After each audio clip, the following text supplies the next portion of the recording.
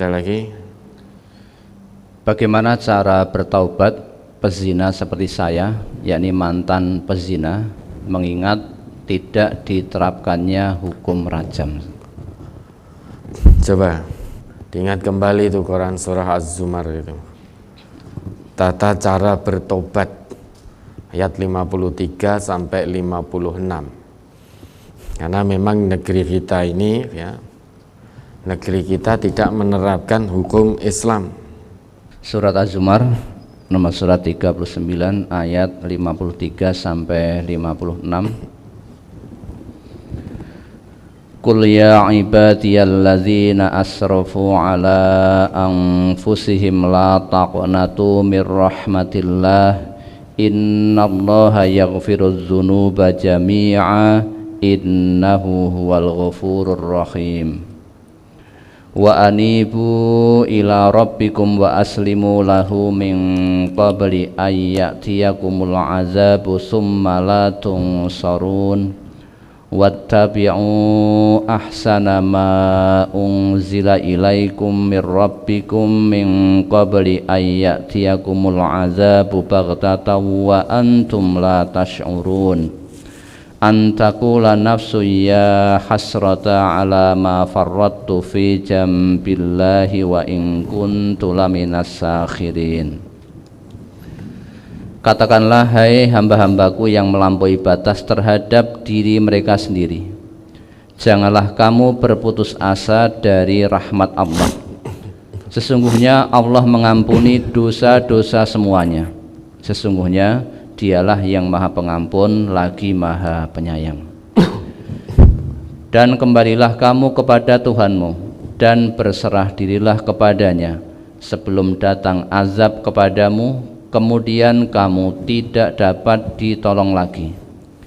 Dan ikutilah sebaik-baik apa yang telah diturunkan kepadamu dari Tuhanmu sebelum datang azab kepadamu dengan tiba-tiba sedang kamu tidak menyadarinya, supaya jangan ada orang yang mengatakan, amat besar penyesalanku atas kelalaianku dalam menunaikan kewajiban terhadap Allah, sedang aku sesungguhnya termasuk orang-orang yang memperolok-olokkan agama Allah. Dalam ayat-ayat ini Allah yang Maha menciptakan kita itu menegaskan, menjelaskan, Qul ya ibadiyalladzina asrafu ala anfusihim la taqnatu mir rahmatillah innahu huwal ghafurur rahim. Katakanlah, hai hamba-hambaku, ya ibadiyalladzina asrafu, hai hamba-hambaku yang telah melampaui batas. Israf, israf itu melampaui batas. Ibaratnya ada hamba Allah yang dosanya sebanyak buih di lautan, sebanyak pasir, setinggi gunung, sedalam lautan. Ini telah melakukan kemaksiatan, perbuatan dosa sampai israf, saking banyaknya. Jadi kata israf itu untuk menunjuk saking polnya, nganti mentok pol, ibaratnya sundul langit. La taqnatu mir rahmatillah, jangan putus asa dari rahmat Allah. Jangan putus asa, karena Allah itu Maha Pengampun. Allah itu mengampuni semua dosa kecuali syirik. Allah mengampuni semua dosa kecuali perbuatan menyekutukan Allah. Allah itu Maha Pengampun, Maha Penyayang. Maka jangan putus asa. Tobat, tobat kepada Allah. Tata cara tobatnya, orang-orang yang bergelimang dosa, saking mentoknya dosanya, saking banyaknya sampai disebut israf, maka jangan putus asa. tobat sebelum datang azab Allah. Tobat selama nyawa belum di kerongkongan, pintu tobat terbuka lebar. Rahmat Allah begitu luas. Syaratnya tobatan nasuha betul, bukan kapok lombok. Habis melakukan satu perbuatan dosa, habis zina menyesal, wis sesuk ora meneh dosa. Nah, besok ketemu wanita cantik lagi, wis lali tobate. Setan bisiki, ra apa-apa, ki zinau meneh, rasakno sesuk tobat. Tobat meneh. Nah, berarti bermain-main dengan Allah. Tobatnya main-main dengan Allah. Kalau itu dilakukan, ya, jangan harap mendapati Allah Maha Pengampun. Karena kapoknya kapok lombok. Nah, bagaimana tobat yang sesungguhnya? Ayat berikutnya ya, menjelaskan wa anibu ila rabbikum wa aslimu lahu.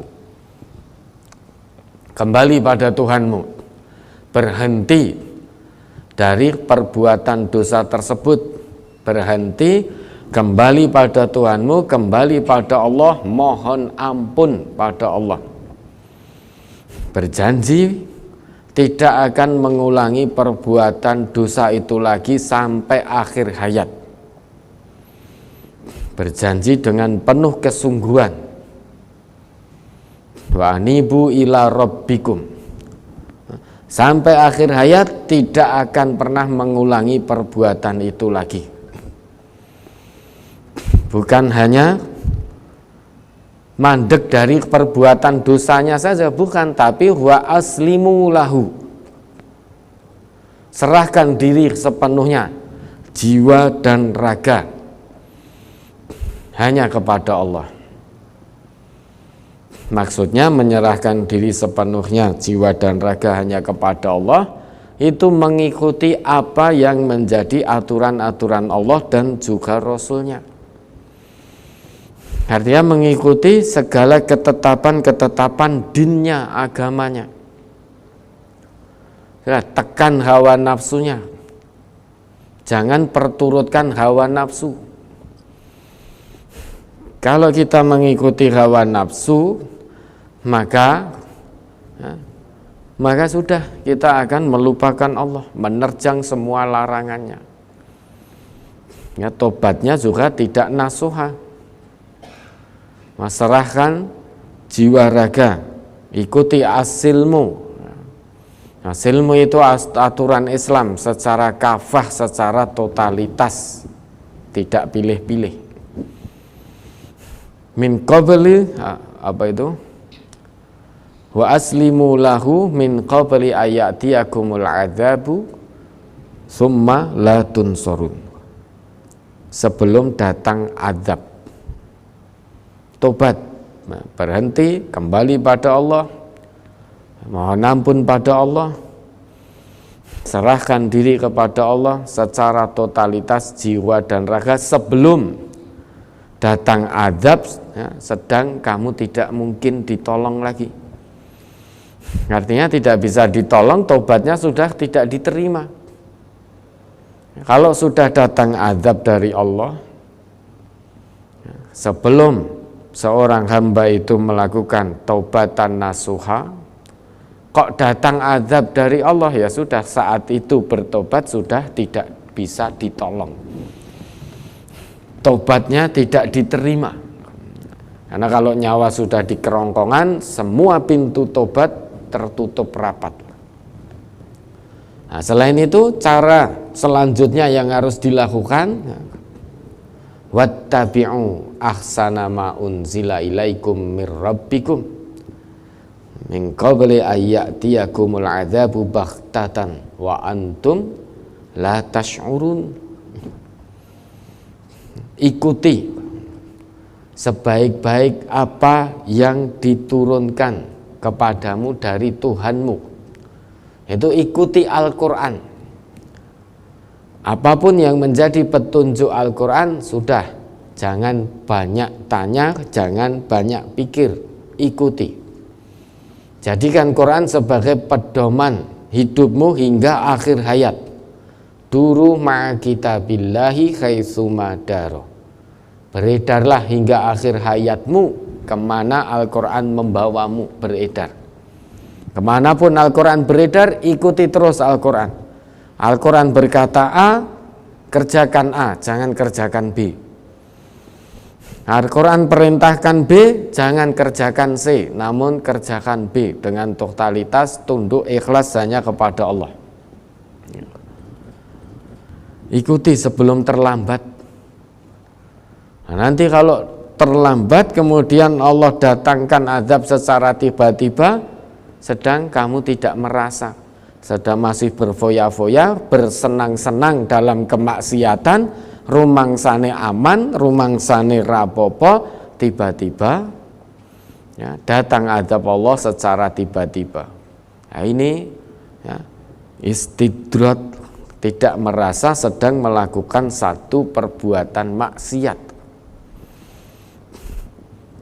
Perbuatan maksiat itu berarti menentang Al-Quran. Kalau menentang Quran berarti menentang Allah. Orang yang terlampau atau berfoya-foya dalam kemaksiatannya, tidak sadar, tidak mau kembali kepada Allah, tidak mau bertobat, maka oleh Allah akan dibukakan pintu-pintu kemaksiatan secara lebar, secara luas. Coba diingat kembali itu ayatnya. Surat Al-An'am. Ya, surat Al-An'am Ayat 44. Falamma nasu ma dzukkiru bihi fatahna 'alaihim abwaaba kulli syai' hatta idza farihu bima utu akhadnahum baghtatan fa idza hum mublisun. Maka tatkala mereka melupakan peringatan yang telah diberikan kepada mereka, kami pun membukakan semua pintu-pintu kesenangan untuk mereka, sehingga apabila mereka bergembira dengan apa yang telah diberikan kepada mereka, kami siksa mereka dengan sekonyong-konyong, maka ketika itu mereka terdiam berputus asa. Berlaku maksiat, melakukan terus-menerus perbuatan dosa, oleh Allah masih ditangguhkan, masih diberi kesempatan untuk berpikir, untuk bertobat kembali kepada Allah. Ya. Jadi manusia itu sekali, dua kali, tiga kali melakukan perbuatan kemaksiatan, melakukan perbuatan dosa, oleh Allah tidak langsung dihukum, tidak langsung diazab, tidak langsung dimatikan, tetapi ya, oleh Allah ditangguhkan dulu. Oleh Allah ditangguhkan sampai dia bisa mikir kemudian kembali kepada Allah, atau dia terus dalam kemaksiatannya. Tangguh itu merupakan peringatan. Bisa peringatan, bisa istidrat, tangguh yang Allah berikan. Tergantung pelaku maksiat itu sendiri. Kalau bisa mengambil ibrah, pelajaran-pelajaran dari ayat-ayat Allah dan juga tuntunan-tuntunan Rasulullah, maka dia akan berhenti dari perbuatan dosanya, akan berhenti total, tidak akan mengulangi hingga akhir hayatnya, sehingga peringatan-peringatan bisa membuka hatinya.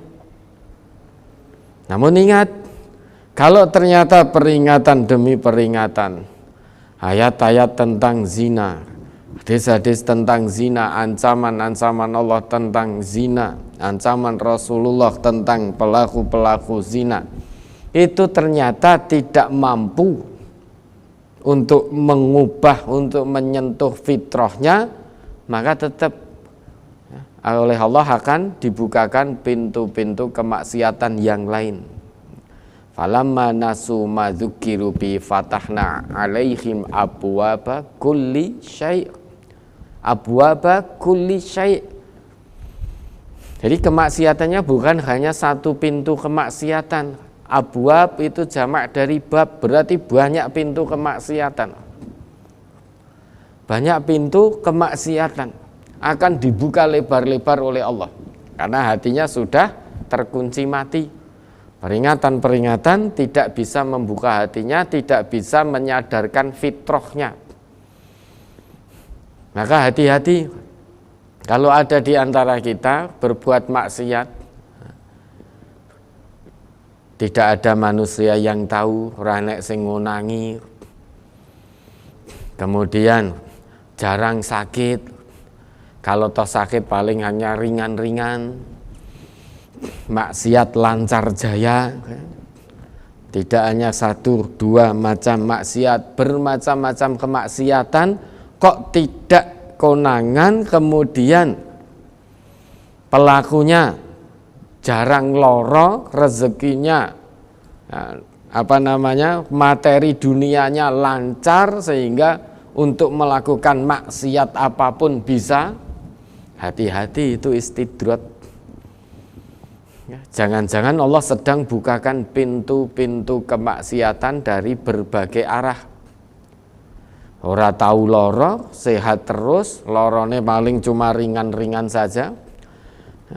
Uangnya banyak, datang dari arah manapun, sehingga mau melakukan perbuatan maksiat dalam bentuk apapun, dia punya uang, punya dana, bisa. Tidak ada yang tahu, keluarganya tidak tahu, temannya tidak tahu, saudaranya tidak tahu. Dia merasa aman. Nyatane aku maksiat yo ora apa-apa. Nyatanya saya maksiat yo ora loro, tidak sakit. Saya terus dalam kemaksiatan, ternyata juga tidak seret rezekinya, punya uang banyak. Istri saya, anak saya nggak tahu. Nah, ini hati-hati. Terus dalam kemaksiatannya, falamma farihu bima utu. Maka tatkala mereka berfoya-foya, bersenang gembira dengan apa yang diberikan. Jadi pintu-pintu kesenangan, pintu-pintu kemaksiatan dibuka lebar-lebar, mereka sedang menikmatinya, tiba-tiba akhadnahum baghtatan faidahum mublisun. Kami akan siksa mereka dengan sekonyong-konyong. Dengan tiba-tiba, baru bermaksiat, seneng-seneng, tiba-tiba datang azab Allah secara tiba-tiba tanpa disadari. Saat itu dia menyadari, sudah tidak mungkin lagi kembali kepada Allah. Faidahum mublisun, maka dia akan terdiam, berputus asa. Mau menghindar dari kematian sudah tidak bisa. Mau tobat sudah tidak diterima, sehingga yang bisa dilakukan hanya diam berputus asa, maju kena mundur kena. Mau tobat, nyawa sudah di kerongkongan, sudah tidak diterima tobatnya. Mau berhenti dari kemaksiatannya, menyesali perbuatannya, mau kembali kepada Allah sudah tidak bisa. Mau lari dari kematian tidak bisa. Sehingga maksimal yang bisa dilakukan hanya terdiam berputus asa. Kemudian penyesalan yang tiada guna, antaqula nafsun ya hasrata ala ma farrattu fi jambillah wa in kuntu laminas sakhirin. Dia nanti akan menyesal ketika sudah meninggalkan dunia yang fana ini. Dia akan menyesal. Oh, ternyata dunia tinggal cerita. Alam barzakh, akhirat itu nyata ternyata. Siksaannya ada. Maka yang dulu sewaktu di dunia merasa bahwa akhirat itu hanya cerita, dunia itu nyata, sehingga fokus hidupnya hanya untuk dunia, tidak peduli dengan kehidupan akhirat, maka saat hari itu datang, dia berputus asa, menyesal tiada guna. Aduhai, alangkah besarnya kelalaianku terhadap kewajibanku kepada Allah, dan sungguh dulu aku termasuk orang yang mengolok-ngolok agama Allah, menerjang larangan Al-Quran, menerjang larangan Rasulullah, dikiranya aman, terus dalam kemaksiatan, dikiranya hidup itu hanya di dunia ini. Namun ketika hari itu datang, hal itu terjadi nanti dan pasti terjadi, maka dia akan berputus asa, tinggal menyesal. Maka saudara ini tobat, berhenti dari perbuatan zinanya, jangan pernah mengulangi lagi sampai akhir hayat. Bukan hanya berhenti saja, namun serahkan diri sepenuhnya secara totalitas kepada Allah dengan cara mengikuti aturan Allah secara kafah, aturan Rasulullah secara kafah, secara totalitas. Kemudian mohon ampun kepada Allah setiap waktu, mohon ampun, dan ikuti perbuatan buruk saudara ini dengan beramal soleh sebaik dan sebanyak-banyaknya. Mudah-mudahan dengan begitu Allah mengampuni, dengan syarat tobatan nasuha betul, jangan sampai diulangi. Kalau sampai mengulangi, berarti main-main, main-main dengan Allah, dikira Allah tidak mengetahui. Allah itu maha mengetahui apa yang kita tampakkan, bahkan apa yang tidak kita tampakkan pun Allah maha mengetahui. Allah mengetahui apa yang kita ucapkan, yang kita bisikkan, bahkan apa yang ada dalam hati kita pun sebelum kita ucapkan, Allah sudah maha mengetahui. Ya. Maka tobat, tidak ada jalan lain kecuali bertobat nasuha, tobatan nasuha kepada Allah. Langkah-langkahnya diikuti sebagaimana yang Allah tunjukkan. Perkara diterima atau tidak oleh Allah itu urusan Allah. Yang penting langkah-langkah tobat sebagaimana yang Allah tunjukkan diikuti dengan maksimal. Diikuti, jangan sampai terjerumus lagi dalam perbuatan keji itu hingga akhir hayat saudara nanti. Ya, ada lagi.